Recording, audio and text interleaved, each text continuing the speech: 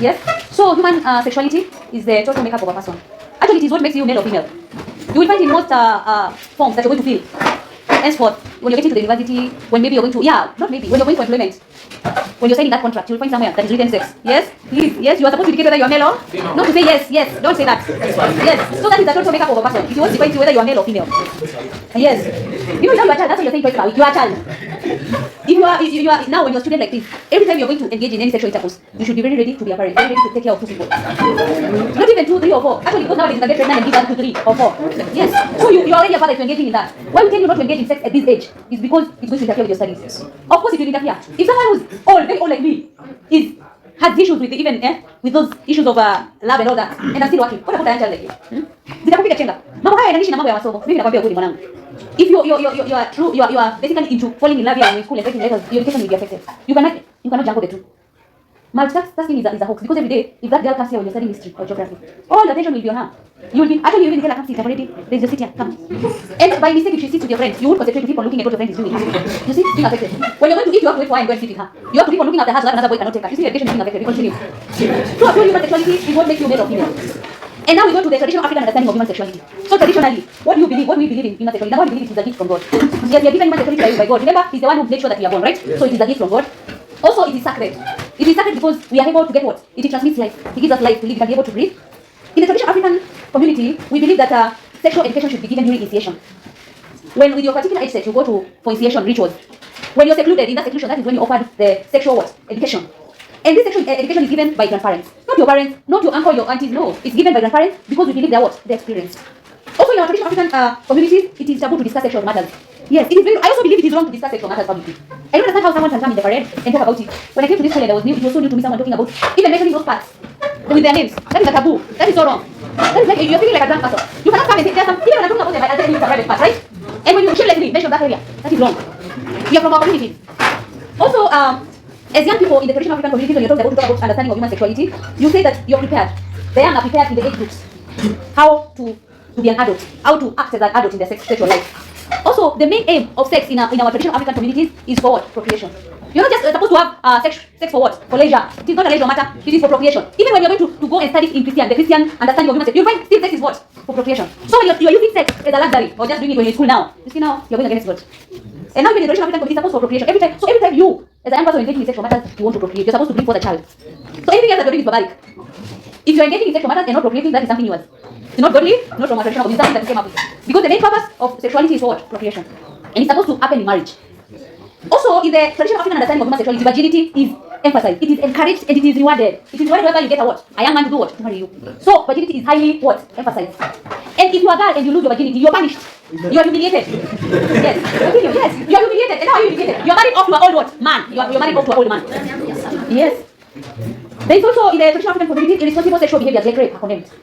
We're going to talk about that topic. That's our next topic. Irresponsible sexual behaviors are like, for example, lesbianism, yes, gayism, yes. Yes, all of them. Those ones are condemned. They are irresponsible sexual behaviors.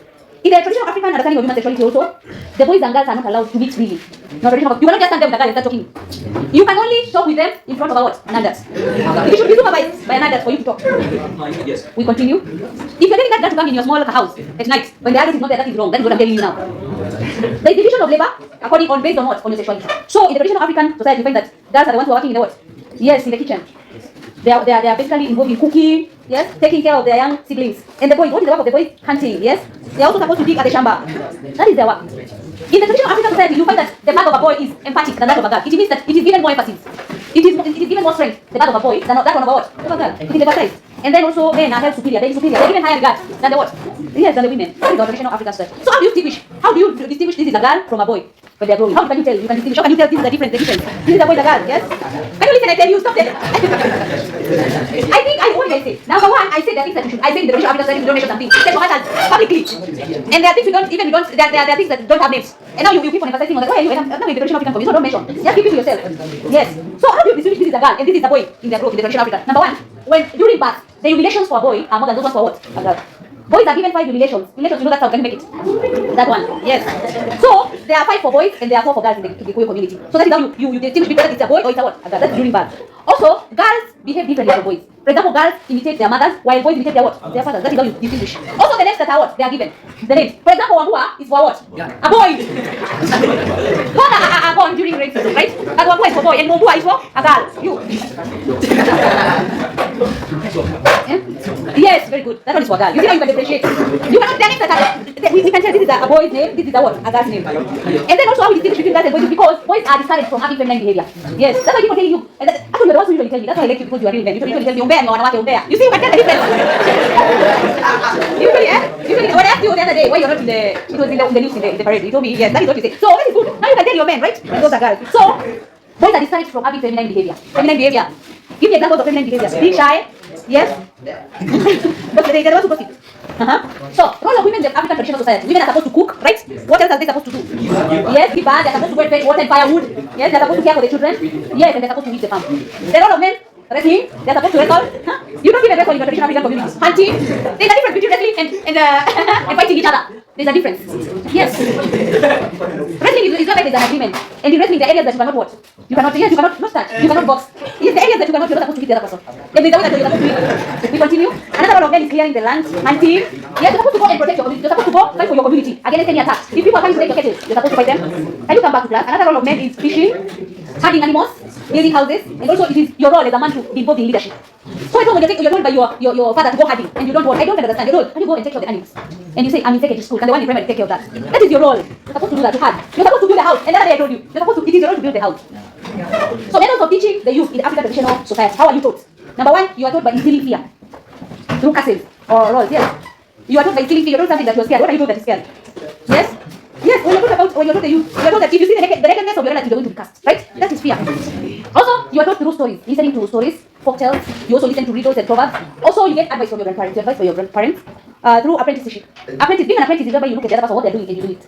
If your parent is a rainmaker or a healer, especially even today, if your grandpa can give you a traditional medicine, you already know which tree to take, right? Which tree to take and when. Even I know. Yes, whatever you're supposed to do. So that is apprenticeship because you're seeing what they're doing and you do it. Also by imitating your role model, you dramatize, you imitate what they're doing and you do it. Also, another method of teaching is through song and dances. You also don't do punishment, punishing the offenders. Yes, the age group, the people you're in the same age group, you teach each other, and you engage in practical activities whereby you are sent to work, and then people observe whether you're doing the activity well. So characters are expected in the traditional African community. How are girls supposed to behave? Yes. What are the characteristics of a girl? How are they supposed? What characteristics? They're supposed to be affectionate. They're supposed to be caring. Yes. They're supposed to be cautious, patient. Are they patient girls? Yes, they are. They're supposed to be very fearful and thoughtful. They're fearful because when you're getting a girl, they keep on. Yes, they're fearful. Keep on. They don't. Yes, they're strong-minded also. What are the characteristics of boys? They are strong. Yes, they like taking risks. I'm on duty and you're making noise. Yes. Or I think everyone should go for PE or they should go for games. And you can see there are two boys in class. By the time I go around and come here, all of you have already taken the risk of moving away through the window. You've jumped through the window. Yes. There's a time that Reverend was talking about someone, people are making noise in the gate, and then when he went to look for them, they used the other window, and you can fall. The windows on the other side of the gate. Get out and run with their food. We also, is it last year? Some boys entered the kitchen and took food. Yes. You see that is a risk. So boys, you cannot see a girl doing that. So boys, you cannot. They use where you have from. So they enjoy this game.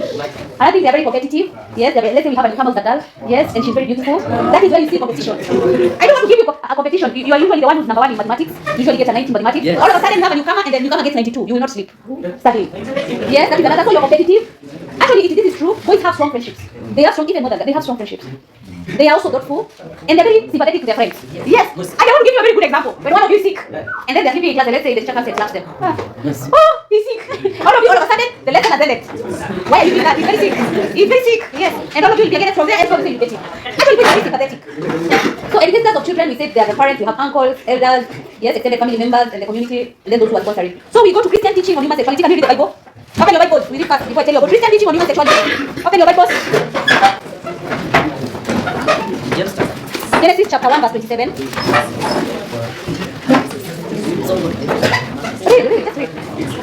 Yes, verse 27. So God created man in his own image. In the image of God he created him. Can you keep quiet and listen? And I think there's no writing. Why are you writing? 27 and he's reading 27. It's only one verse. Can you read? So God. He was reading. Listen back to read. So God created man in his own image. In the image of God he created him. Male and female he created them. Very good. Chapter 1 verse 31. That he had read behold, it was very good, and I was evening and I was morning. Very good. And then we go to Genesis chapter 2 from verse 18 to 25. Now we start here. From verse 18 to 25. Chapter 2. Where we are told they are equal, they complement each other.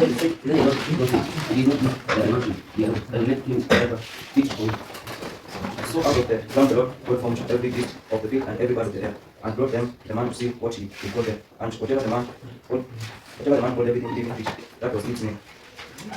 The man gave names to all cattle and the birds of the air, and to every beast of the field. But for the man there was not found a helper for it.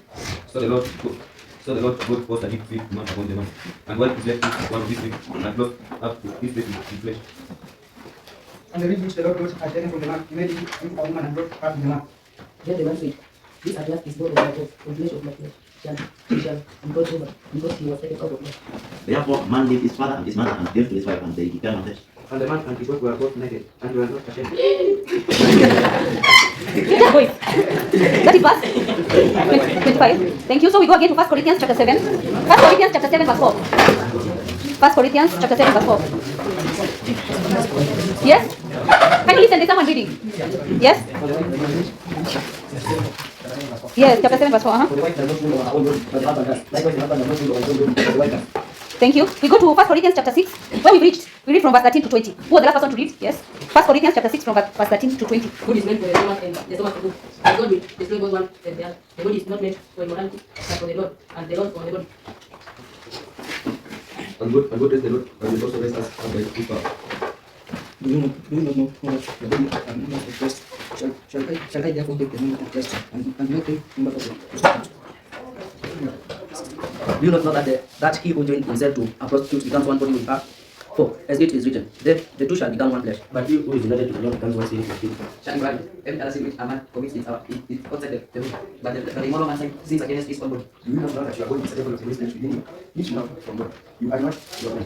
You have which that place. So the people in your body. Very good.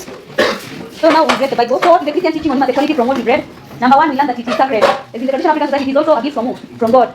And then you have to know God made man and woman in his own what? Image and likeness. And then I also told you that sexuality is to procreate. The work of sexuality is to procreate or multiply. And then man and woman are supposed to complement each other. That is where we read in Genesis chapter 2. You're supposed to complement each other. Complementing each other is whereby if someone is not advantageous in a particular area, yes, you help them in that area. Also, you're supposed maybe to encourage each other. Also, both are equal. In Christianity, we believe man and woman are what? Are equal before God. They should also have concern for each other. The irresponsible sexual behavior is forbidden, like rape, prostitution, and incest. And the body is the temple of God. It should not be misused. That body is not yours. It is the temple of God. You should not misuse it. And then chastity. Now here, chastity or virginity is highly valued in Christianity. It is encouraged. Chastity is whether you are supposed to use your body until marriage. Yes, in any sexual matter. Yes, because man and woman are supposed to now become one in what? Marriage. So you're supposed to continue being chaste. Yes, now that is whether you're supposed to take care of your body until you meet that girl and marry her. You go, you pay dowry and then you marry her. So that is where we're going to read. So tomorrow we're going to start with the differences between African and Christian understanding of human sexuality. Have a nice